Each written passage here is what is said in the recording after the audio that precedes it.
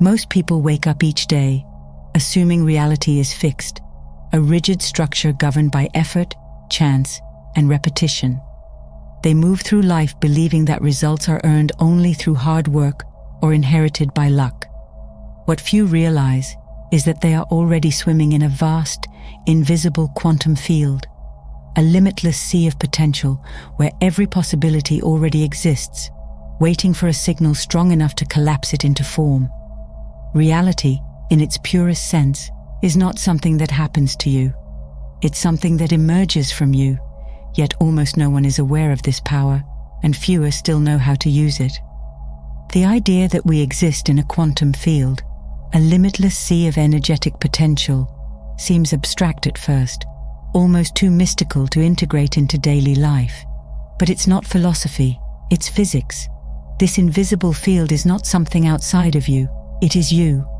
Your consciousness moves through it constantly, shaping it, bending it, influencing it. Every thought, emotion, breath, and belief sends a signal into this field, and like a tuning fork resonating through still air, the field responds with precision. The external world, then, is not an independent structure. It is a reflection, a reading of your internal state. Most people unknowingly send distorted signals into this responsive field. They try to override their present experience with sheer mental effort, repeating affirmations they don't believe, visualizing realities that contradict their core feelings, or forcing positivity while tension still grips the body. This isn't alignment, it's friction. The field doesn't respond to what you say. It responds to the totality of who you are in a given moment. Words are surface-level vibrations, but the body, the breath, the subconscious, all of these speak a deeper language. And that language is what the quantum field listens to most intently. Becoming aware of the field starts with a shift in perception. It's not about chasing mystical experiences or decoding complex theories. It's about noticing the interplay between your inner world and what unfolds around you. Begin to observe how your mood shapes your day, how certain thoughts seem to magnetize certain experiences, how clarity within often leads to clarity without. These aren't coincidences, they're feedback loops. The field is always responding, always reflecting. The more coherent your signal, the more precise the reflection. Instead of trying to dominate external circumstances, train yourself to read your own frequency. What are you really broadcasting right now? Pause. Feel. Not the words in your mind, but the energy in your chest, the tension in your spine, the rhythm of your breath. Are you in a state of ease or resistance, presence or worry? Most people skip this step, rushing toward action. But manifestation does not begin with action. It begins with being. Tuning your internal state before you act ensures that whatever you do next is aligned and effective. Raising your vibration, then, is not a mystical leap. It's a conscious return, a return to stillness, to awareness, to presence. You don't have to perform, you don't have to perfect. You simply begin by noticing. In the quantum field, observation itself is power. And when you observe yourself with honesty, curiosity, and softness, you reclaim the ability to reshape your reality from the inside out. Once awareness of the field takes root, a deeper truth emerges. Your reality doesn't form independently. It forms through your observation of it.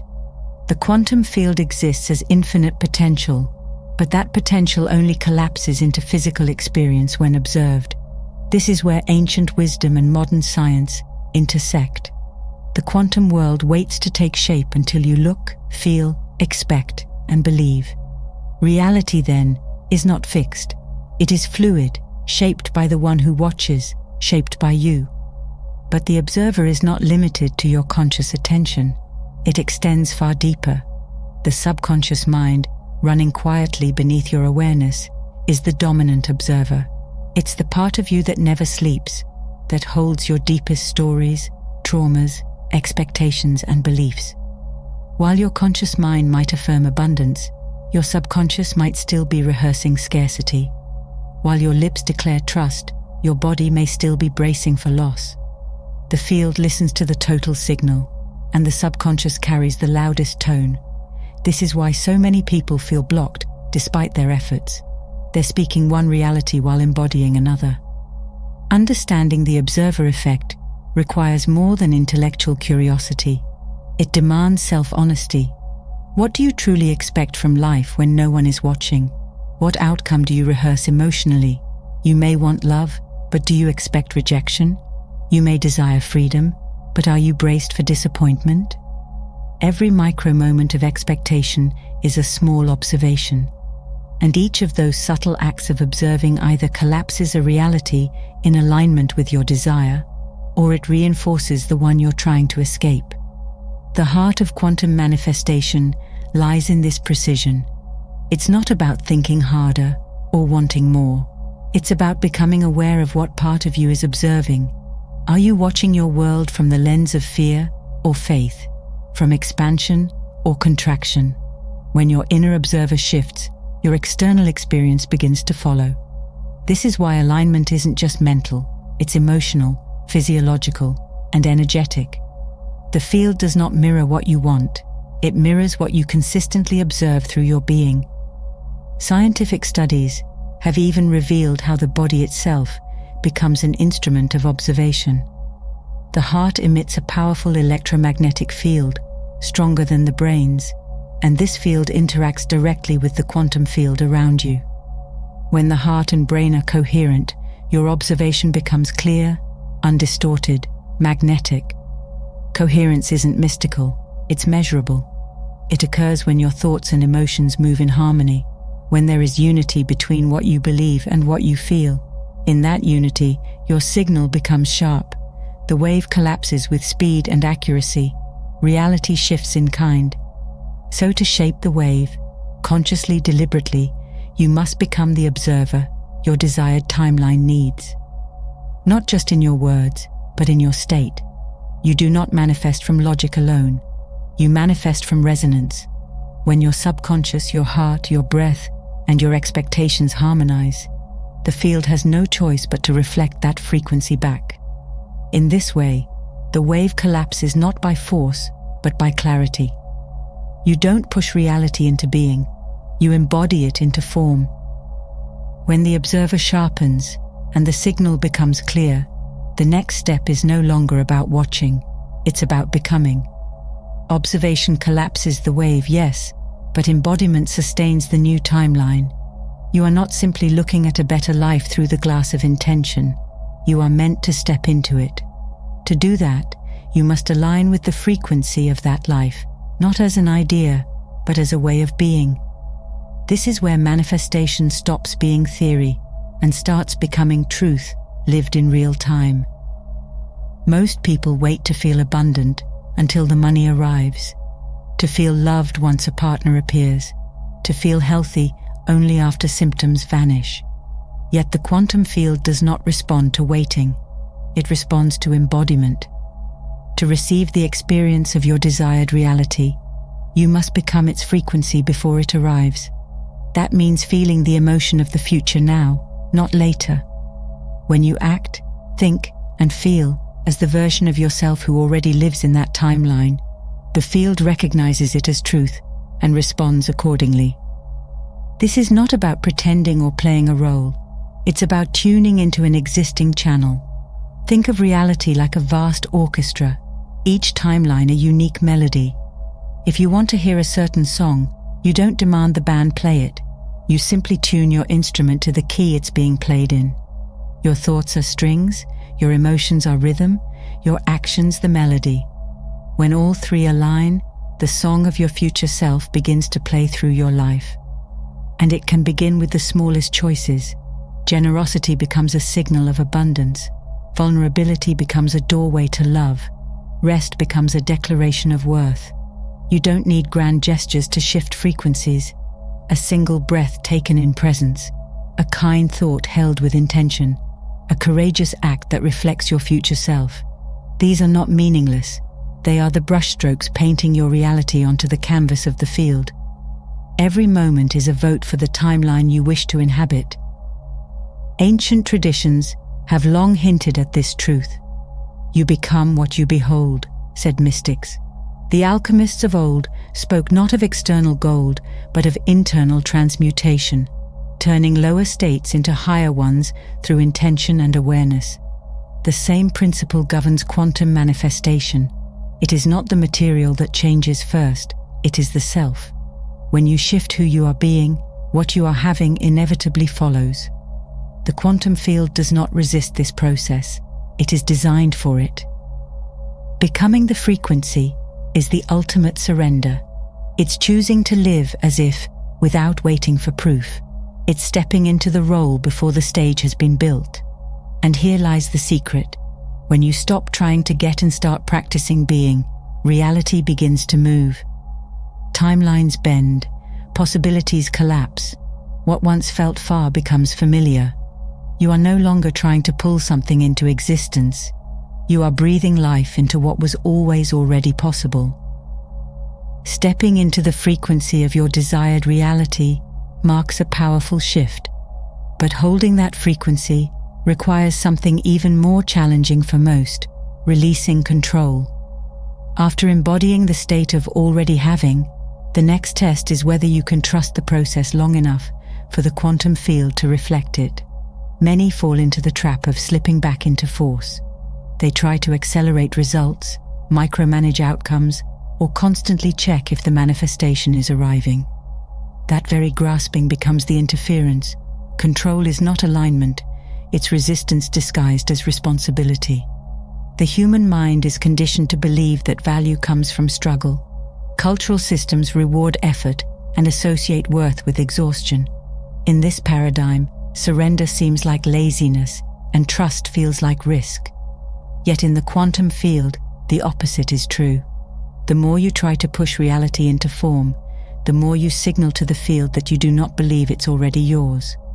Force creates a fragmented signal, and the result is delay, distortion, or complete disconnection. Letting go is not passive, it is active participation in allowing. Releasing control means returning to presence. It's a conscious decision to shift your attention from the timeline you are escaping to the one you are choosing.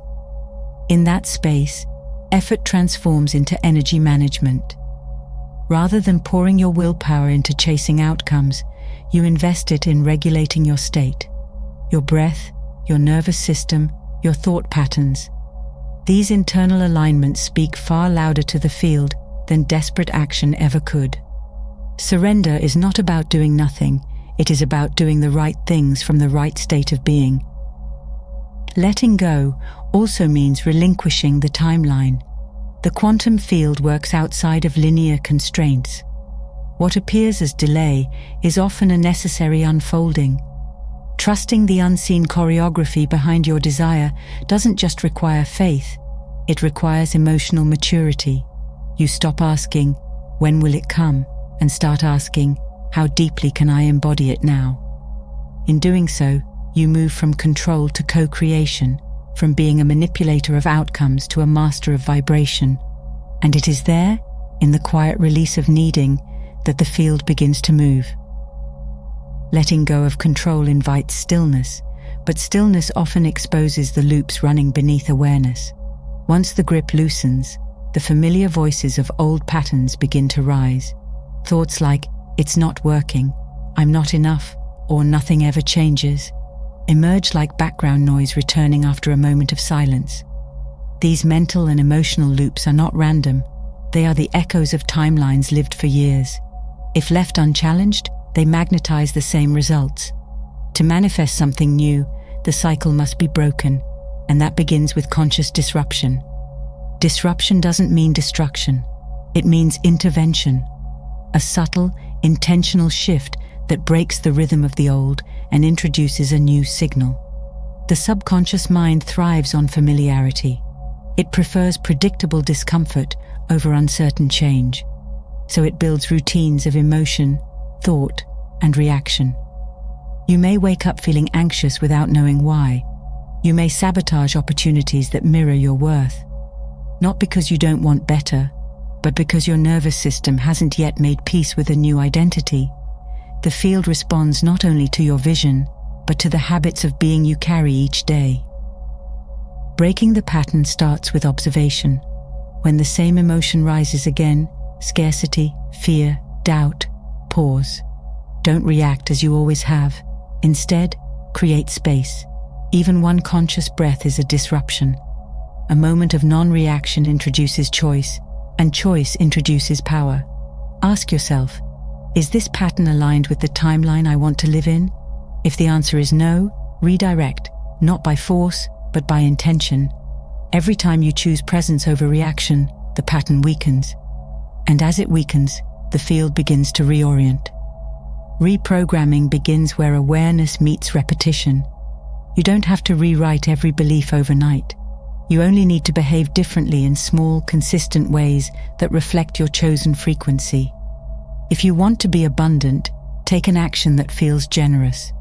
If you want to be confident, speak even when your voice shakes. If you want to be loved, offer the kind of warmth you crave. These micro-movements speak to the subconscious in a language it understands, lived experience. Beliefs aren't changed through logic alone. They change when new behaviors prove them obsolete. In ancient traditions, the path of transformation often involves symbolic acts: a crossing of fire, a letting go of the old self, a ceremonial rebirth. While modern life may not carry such visible rituals, the essence remains. Each time you act in defiance of your former limitation, you engage in sacred disruption. You declare to the field, I am no longer available for the old frequency. That declaration is not loud or dramatic. It is quiet, steady, embodied, and the field listens. Disrupting the pattern is not about rejecting who you were, but about creating space for who you are becoming. The old version of you isn't wrong. It was necessary. It learned, protected, adapted.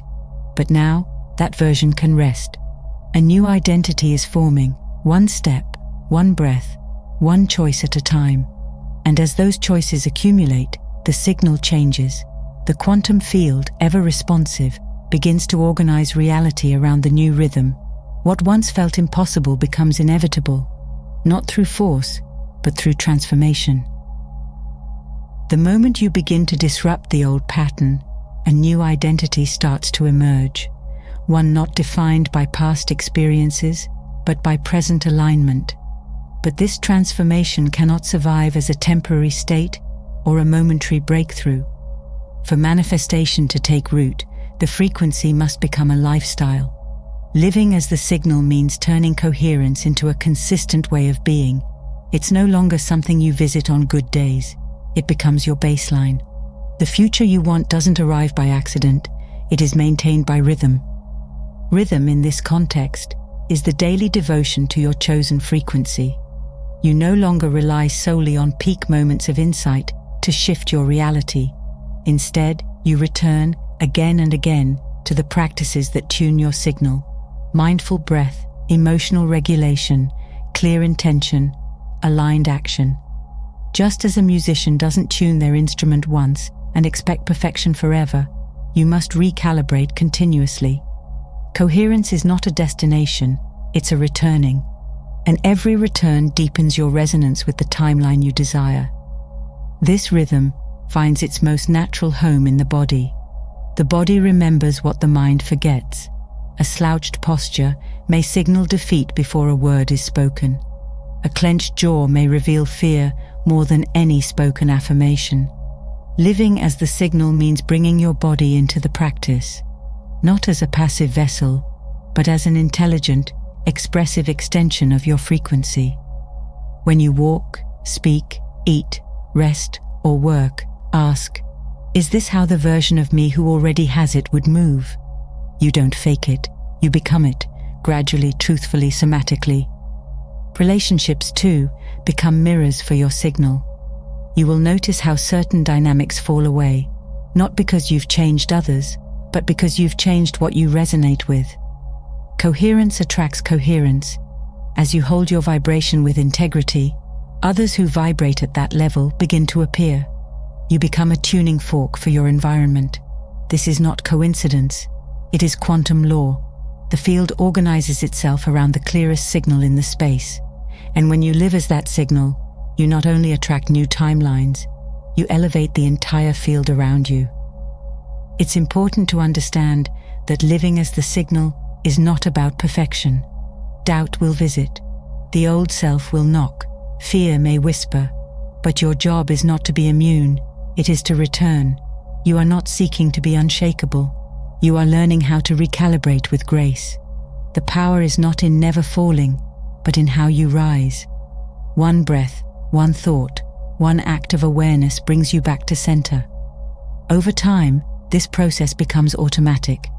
Not because life is easier, but because your signal is stronger. To live as the signal is to stop waiting for permission. You cease asking the world to prove to you that it's safe to trust, safe to dream, safe to expand. Instead, you become the proof. Every moment becomes a message to the field.